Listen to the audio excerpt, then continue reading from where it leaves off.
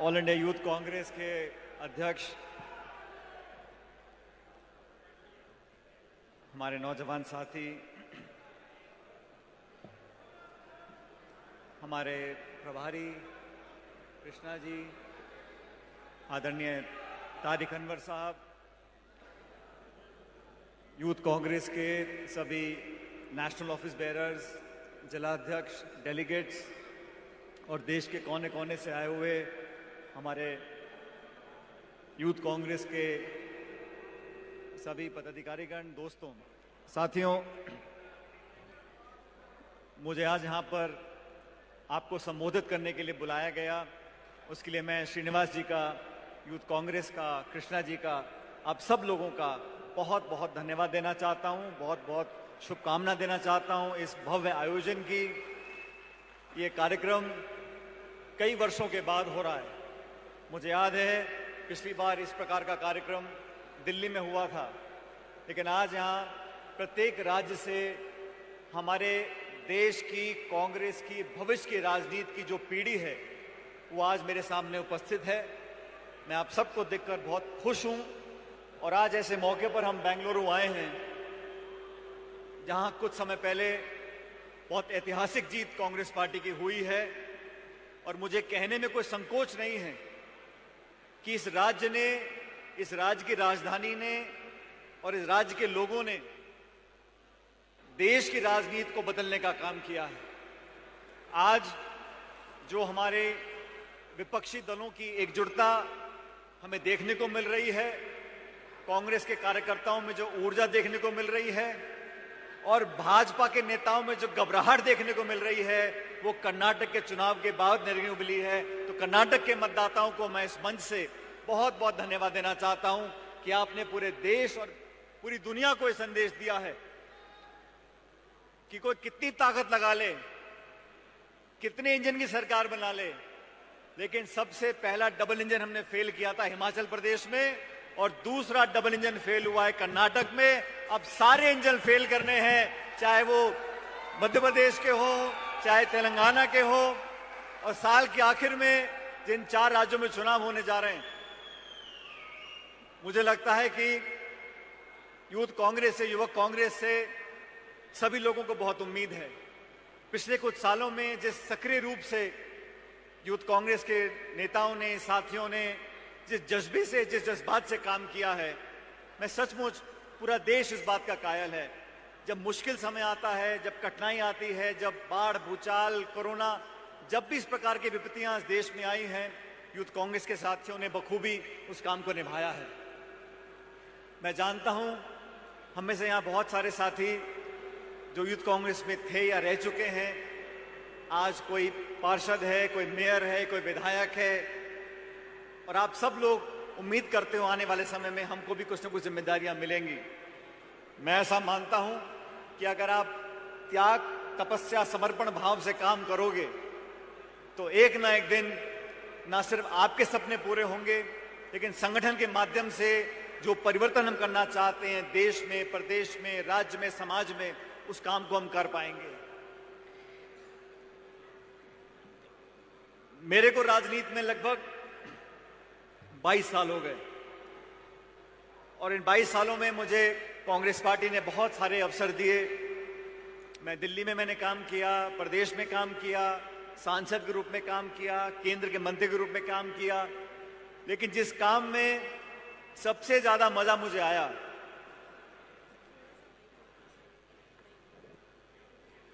अब ठीक है, जिस काम को करने में मुझे सबसे ज्यादा आनंद आया, सबसे ज्यादा संतोष मुझे अगर मिला, तो मेरे वो 5 साल जब मैं प्रदेश कांग्रेस कमेटी का अध्यक्ष था, राजस्थान में विपक्ष में हम लोग थे, वो 5 साल। और ये बात मैं इसलिए कह रहा हूं क्योंकि मुझे कभी भी यूथ कांग्रेस में किसी पद पर काम करने का मौका नहीं मिला, क्योंकि कुछ ऐसा संयोग बना कि बहुत कम उम्र में मुझे चुनाव लड़ने का मौका मिल गया और मैं 26 साल की उम्र में लोकसभा का सदस्य बन गया। जब यूथ कांग्रेस में मुझे काम करने का मौका नहीं मिला, लेकिन उम्र मेरी 30-32 साल की थी जब मैं प्रदेश अध्यक्ष बना 2014 के जनवरी में, अब मैंने कहा जब मुझे यूथ में काम करने का मौका नहीं मिला तो मैंने पीसीसी को यूथ कांग्रेस बना दिया और फिर हम लोगों ने 5 साल तक वसुंधरा राजे की सरकार थी। वसुंधरा जी को बहुमत था 163, 200 सीटों में से 163 उनके विधायक थे, 25 के 25 सांसद थे, नरेंद्र मोदी जी नए नए प्रधानमंत्री बने थे। तो बहुत विपरीत परिस्थितियां थीं उस समय प्रदेश के नौजवानों ने, और मैं इस मन से बोलना चाहता हूं उस समय हमारे जो यूथ कांग्रेस के साथी थे उन्होंने मेरे साथ कंधे से कंधा मिलाकर जो संघर्ष किया, आज उसकी बदौलत हम लोग मजबूती से खड़े हैं हमारे प्रदेश के अंदर और देश के अंदर।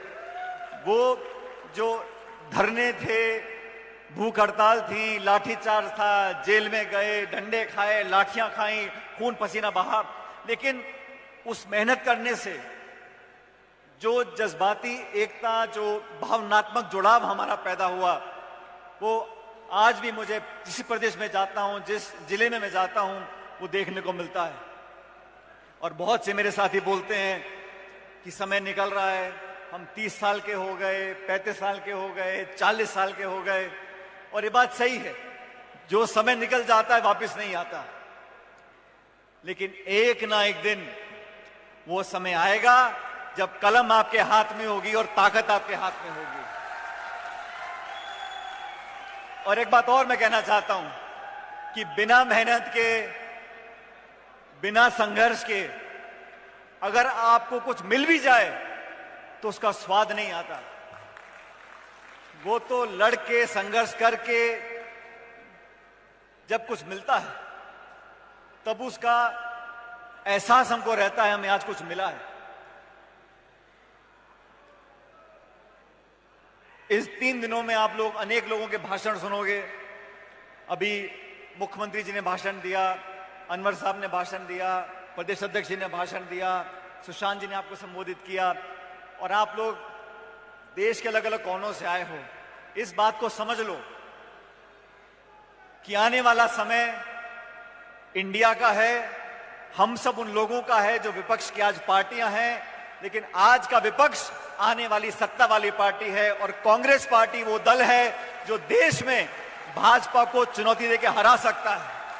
हमारे क्षेत्रीय दल, उनको हम साथ लेके चलेंगे, लेकिन कश्मीर से कन्याकुमारी तक 543 लोकसभा क्षेत्रों में अगर कोई झंडा, कोई कार्यकर्ता, कोई मतदाता, कोई समर्थक है तो कांग्रेस पार्टी का है। और आप लोगों के ऊपर बहुत बड़ी जिम्मेदारी है।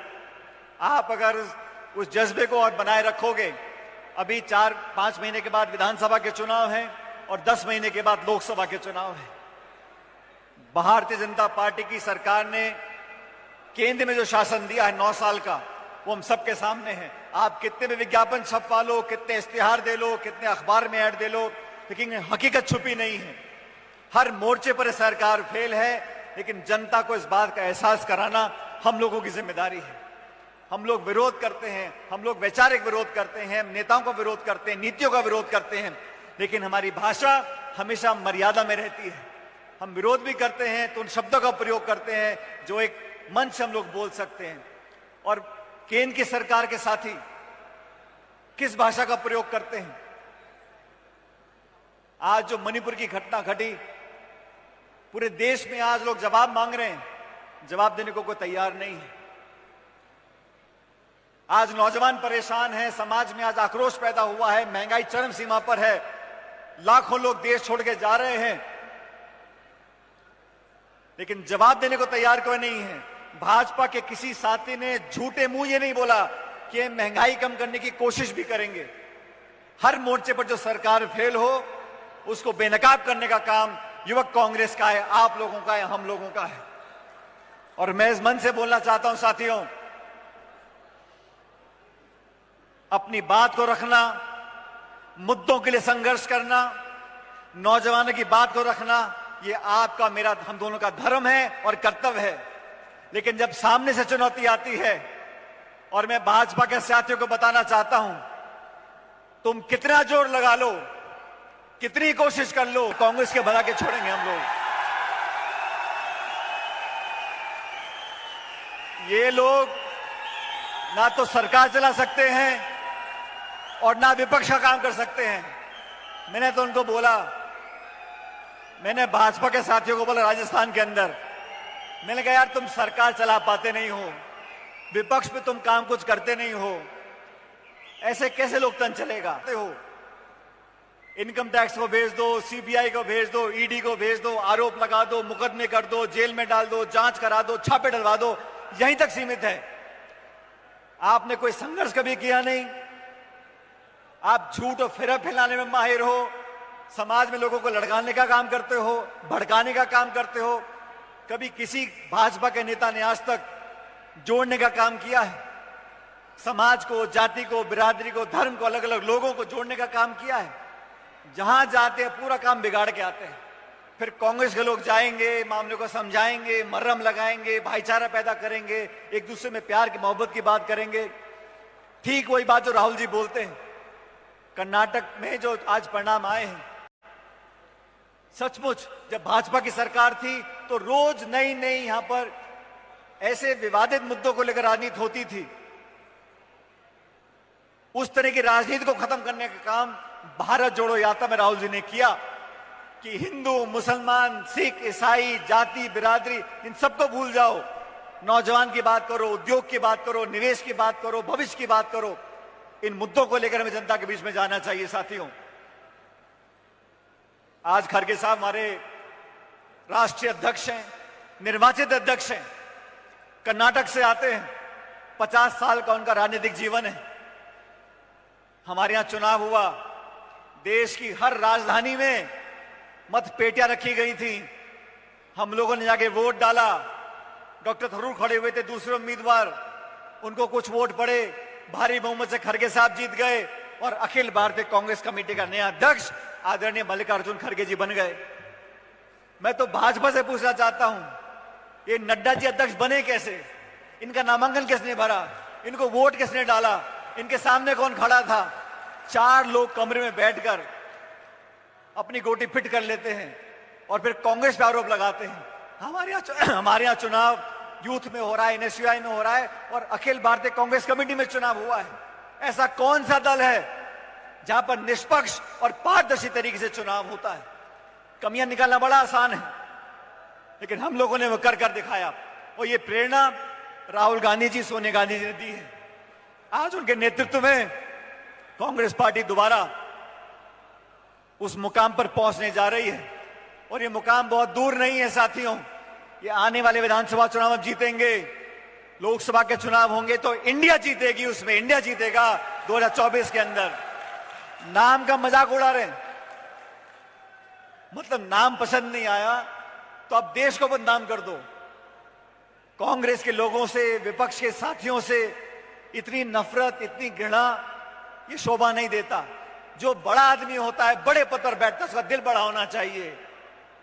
संवाद करो, चर्चा करो, मतभेद हो सकते हैं, कमियां हो सकती हैं, ये तो बात करने को तैयार नहीं है। इस प्रकार की राजनीति देश के लोकतंत्र के लिए शुभ संकेत नहीं है। ये संदेश हम लोगों को हिंदुस्तान के हर जिले में लेकर जाना है। आज युवक कांग्रेस की दुगनी जिम्मेदारी हो गई है। जब हम सत्ता में होते हैं तो सरकार का प्रचार करना होता है, जब विपक्ष में होते हैं तो हमें सबको साथ लेकर चलना पड़ेगा। केंद्र सरकार की, भाजपा की जो नीतियां हैं उसका खुलासा कर कर जनता के बीच में जाना पड़ेगा।